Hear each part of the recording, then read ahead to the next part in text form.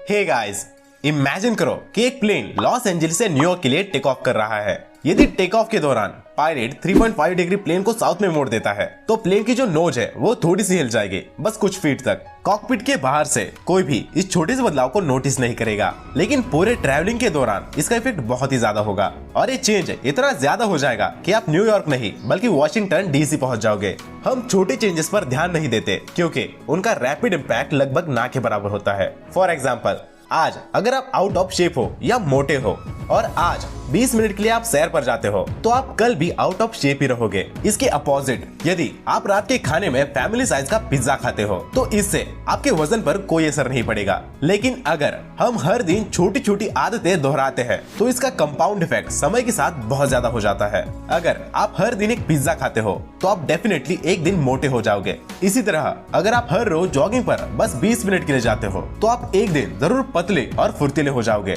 देखिए, जो बदलाव होता है वो बहुत थोड़ा थोड़ा होता है, जिसे नोटिस करना बहुत ज्यादा मुश्किल होता है। अगर आप भी अपनी लाइफ में पॉजिटिव चेंज चाहते हो तो आपको ये समझना बहुत जरूरी है कि बदलाव के लिए आपको पेशेंस के साथ साथ विश्वास भी रखना होगा कि आपकी आदतें सही दिशा में है, भले ही आपको इसका तुरंत रिजल्ट नहीं दिख रहा हो। अगर आप अपने आप को रोजाना 1% इम्प्रूव करते हो तो साल के एंड में आप पहले से 37% ज्यादा बेहतर हो जाओगे। जिस तरह पैसा टाइम के साथ साथ कंपाउंड इंटरेस्ट के रूप में बढ़ता ही जाता है, उसी तरह आपके पॉजिटिव हैबिट्स टाइम के साथ साथ बढ़ते ही जाते हैं। जेम्स क्लियर अपनी एटॉमिक हैबिट इस बुक के थ्रू हमें यही बताते हैं कि कैसे हम कंसिस्टेंसी के साथ छोटे छोटे चेंजेस करके हम अपनी लाइफ को बेहतर बना सकते हैं। इसके अलावा वो अपनी बुक में ये भी बताते हैं कि कैसे हम नई हैबिट्स को डेवलप कर सकते हैं और कैसे हम अपनी बैड हैबिट्स को डिस्ट्रॉय कर सकते हैं। तो आज मैं आपके साथ जेम्स क्लियर की द एटॉमिक हैबिट इस बुक के कुछ लेसन शेयर करने वाला हूँ जो डेफिनेटली आपको अच्छी हैबिट्स को डेवलप करने में हेल्प करेंगे। So let's start. Number 1, how your habits shape your ideas.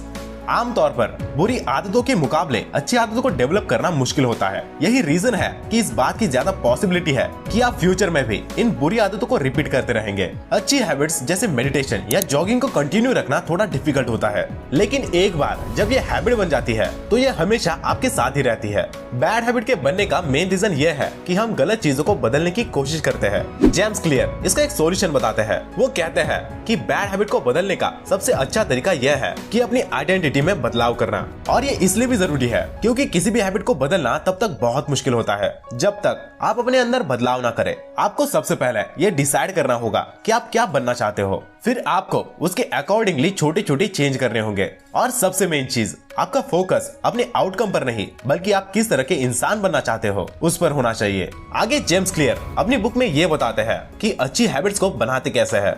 Number 2, how to build better habits.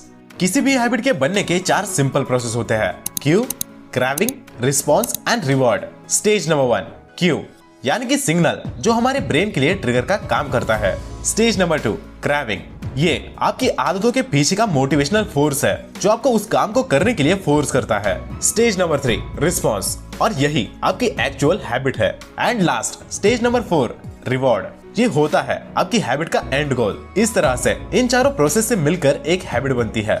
इस प्रोसेस में क्यू आपका ध्यान रिवॉर्ड की तरफ ले जाता है, और क्रेविंग जो इस रिवॉर्ड से रिलेटेड आपके अंदर डिजायर पैदा करता है, और रिस्पॉन्स के जरिए आप उस रिवॉर्ड को हासिल करते हो। फॉर एग्जाम्पल, आपको फोन पर कोई नया वीडियो का नोटिफिकेशन आया तो समझ जाइए कि ये आपका क्यू है। उसके बाद आप उस वीडियो को देखना चाहते हो तो ये आपका क्रेविंग है, और आप फोन उठाकर वीडियो देखते हो, ये आपका रिस्पॉन्स है, और वीडियो देखने के बाद आपको सेटिस्फेक्शन मिलता है, ये आपका रिवॉर्ड है। आपने देखा होगा कि सारी बुरी आदतें आपको थोड़े समय के लिए प्लेजर से भर देती है, लेकिन धीरे धीरे यही प्लेजर आपकी सैडनेस का रीजन बनता है। ऑथर का कहना है कि अगर आपको कोई बुरी आदत छोड़नी है तो स्टेज 1 में ही संभल जाए। इसे एक स्मोकिंग करने वाले आदमी के एग्जाम्पल से समझते हैं। जैसे आपके सामने कोई स्मोकिंग कर रहा है और उसे देखकर आपका भी मन कर रहा है सिगरेट को पीने का, तो आपको जल्दी से वहां से दूर हो जाना चाहिए। अगर क्यू मिल भी जाए तो डिजायर को खत्म कर दे, डिजायर होने भी लगे तो रिस्पॉन्स न दे बल्कि दूसरा काम करने लग जाए। इससे आप कभी भी उस आदत में नहीं फंसोगे।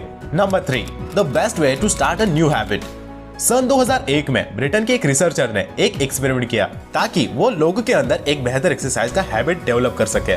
उन्होंने 248 लोगों को 3 ग्रुप में डिवाइड कर दिया। पहले ग्रुप को एक्सरसाइज करने के लिए कोई भी इंस्ट्रक्शन नहीं दिए गए। दूसरे ग्रुप को मोटिवेशनल चीजें पढ़ने के लिए कहा गया था ताकि वो एक्सरसाइज के बेनिफिट्स के बारे में जान सके। वही तीसरे ग्रुप को भी दूसरे ग्रुप की तरह इंस्ट्रक्शन दिए गए, लेकिन साथ में यह भी कहा गया कि वो अपनी एक्सरसाइज रूटीन का एक रिकॉर्ड रखे। 1 महीने के बाद पहले और दूसरे ग्रुप में सिर्फ 35 to 38% लोगों ने ही एक्सरसाइज किया, जबकि तीसरे ग्रुप में 91% लोगों ने एक्सरसाइज किया।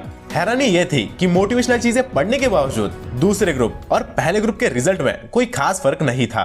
ज्यादातर लोग सोचते हैं कि वो कोई चीज इसलिए नहीं कर पा रहे हैं क्योंकि उनके अंदर मोटिवेशन की कमी है। दरअसल उनके अंदर मोटिवेशन की कमी नहीं बल्कि क्लैरिटी की कमी होती है। बहुत सारे लोग अपनी पूरी लाइफ इसलिए बर्बाद कर देते हैं क्योंकि वो हमेशा कुछ करने के लिए एक सही टाइम का इंतजार करते रहते हैं।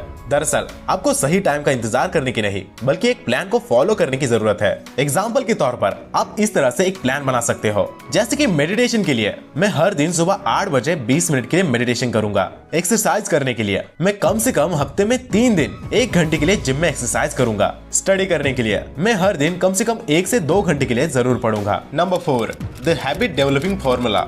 जैसे कि हमने देखा कि हैबिट के बनने के 4 प्रोसेस होते हैं, Q, craving, response and reward. लेकिन आपको ये तो पता ही होगा कि किसी भी हैबिट को डेवलप करना इतना भी आसान नहीं होता। इसीलिए जेम्स क्लियर ने इसे आसान बनाने के लिए एक फॉर्मूला बताया है। वो है visible plus attractive plus easy plus satisfying. First, visible मतलब आप जो भी गुड हैबिट डेवलप करना चाहते हो तो उससे रिलेटेड चीजें आपको विजिबल रखनी चाहिए। फॉर एग्जांपल, अगर आपको रीडिंग की हैबिट डेवलप करनी है तो आपको बुक्स वहां रखनी चाहिए जहां आप उसे हर वक्त देख सको, जिससे आपके माइंड को यह सिग्नल मिलता रहेगा कि हाँ मुझे बुक पढ़नी है। सेकंड, अट्रैक्टिव मतलब आपको उसे अट्रैक्टिव बनाना है। फॉर एग्जाम्पल, आपको बुक में एक बुक मार्क लगाना चाहिए जो बार बार उसे पढ़ने के लिए आपको अट्रैक्ट करेगा।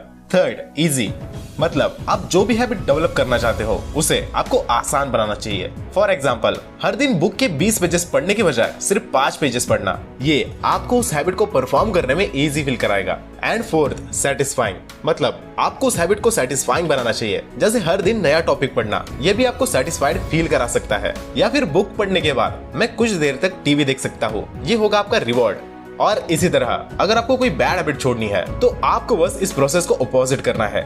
मतलब आपको क्यू को इनविजिबल करना है, क्रेविंग को आपको अनअट्रैक्टिव बनाना है और रिस्पॉन्स को आपको डिफिकल्ट बना देना है। एंड लास्ट, रिवॉर्ड को आपको अनसैटिस्फाइड बना देना है। Number 5, you don't need a motivation, you need a better environment. एक प्राइमरी केयर फिजिशियन यानी ठंडाई को एक बार एक अजीब सा आइडिया आया। उन्हें ये भरोसा था कि बिना किसी मोटिवेशन या विल पावर के वो अपने हॉस्पिटल के स्टाफ और विजिटर की ईटिंग हैबिट्स को बदल सकते हैं। इसके बाद उन्होंने और उनके साथियों ने मिलकर एक रिसर्च किया और हॉस्पिटल की कैफेटेरिया में एक्सपेरिमेंट किया। उन्होंने कैफेटेरिया के खाने पीने की चीजों का अरेंजमेंट बदल दिया और ज्यादातर सॉफ्ट ड्रिंक्स की बोतल्स को पानी की बोतल्स के साथ रिप्लेस कर दिया। इस छोटे से चेंज के बाद बहुत ही सरप्राइजिंग रिजल्ट मिले। अचानक से कैफेटेरिया में सॉफ्ट ड्रिंक की बिक्री बहुत ज्यादा घट गई और वाटर बोतल की बिक्री पहले से ज्यादा बढ़ गई। इस बात से ये साबित होता है कि आमतौर पर लोग चीजों को सिर्फ इसलिए नहीं चुनते कि वो चीज क्या है, बल्कि वो ऐसी चीज इसलिए चुनते हैं क्योंकि वो आसानी से अवेलेबल होती है। हम अक्सर ऐसा सोचते हैं कि हमारा खुद पर बहुत ही अच्छा कंट्रोल है, लेकिन रियलिटी इससे कहीं अलग है। आपके आसपास के एनवायरनमेंट का आपकी लाइफ और आपके बिहेवियर पर बहुत ज्यादा फर्क पड़ता है। Number 6, how to find the reason of bad habits and how to solve it. जैसे कि किसी अच्छी आदत के रिजल्ट के बारे में सोचना उसे अट्रैक्टिव बनाते हैं, वैसे ही किसी बुरी आदत के रिजल्ट के बारे में सोचना उसे अनअट्रैक्टिव बनाते हैं। इसलिए अपने डेली रूटीन पर ध्यान दो और ऐसी आदतों को खोज निकालो जो आपका समय बर्बाद करती है। फिर उन आदतों के रिजल्ट्स के बारे में सोचो और उन्हें अच्छी आदतों से रिप्लेस कर दो। आप जिस भी हैबिट को छोड़ना चाहते हो उसे आपको अनअट्रैक्टिव बनाना चाहिए। Number 7, the law of least effort. हमारा दिमाग ऐसा डिजाइन है कि हम आसान चीजें करना ज्यादा पसंद करते हैं क्योंकि ऐसे कामों में हम एनर्जी सेव करते हैं और हमारा दिमाग मुश्किल काम करने से पीछे हटता है। हमारा दिमाग हर समय कुछ एनर्जी बचाना चाहता है। जिस चीज में जितनी ज्यादा एनर्जी लगती है हम वो काम उतना ही कम करते हैं और लगभग करना ही नहीं चाहते। जैसे कि मान लीजिए आप हर दिन 100 पुशअप करने का गोल बनाते हो तो आप इसे ज्यादा दिन तक कंटिन्यू नहीं कर पाओगे। वही अगर आप हर दिन बस 20 पुशअप्स का गोल बनाते हो तो आप काफी लंबे टाइम तक इसे कंटिन्यू रख सकते हो।